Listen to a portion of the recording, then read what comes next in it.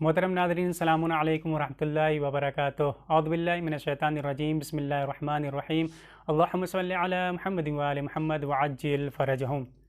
آج ماہ رمضان المبارک کی 10 تاریخ ہے۔ آج کا دن جناب خدیجۃ الکبریٰ سلام اللہ علیہا کی وفات سے منسوب ہے۔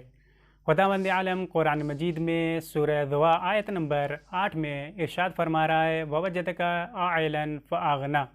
اے رسول، ہم نے آپ کو تنگ دست پایا تو ہم نے آپ کو غنی کر دیا۔ مفسرین اس آیت کو جناب خدیجۃ الکبریٰ سلام اللہ علیہا سے منسوب کرتے ہیں۔ جناب خدیجہ اور جناب رسول خدا دونوں کے درمیان حسن و سیرت، حسن و صورت اور عظمت و کردار کا ایسا سنگم تھا جو بے نظیر اور بے مثال تھا۔ جناب خدیجہ سلام اللہ علیہا کی عظمت کے لیے، ان کی فضیلت کے لیے بس اتنا کہہ دینا کافی ہے کہ جب تک آپ بحیات رہیں، جب تک آپ زندہ رہیں اور رسول خدا کے ساتھ زندگی گزارتی رہیں، رسول خدا صلی اللہ علیہ وآلہ وسلم نے کبھی دوسری شادی نہیں کی۔ جناب رسول خدا اپنی بیٹی جناب فاطمہ زہرا سلام اللہ علیہا سے مخاطب ہوتے ہیں اور فرماتے ہیں، اے بیٹی، میں نے خدیجہ کو سب سے بہتر پایا۔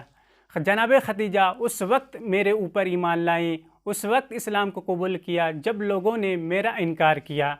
یہ رہی جناب خدیجہ سلام اللہ علیہا کی عظمت اور فضیلت۔ والسلام علیکم ورحمۃ اللہ وبرکاتہ۔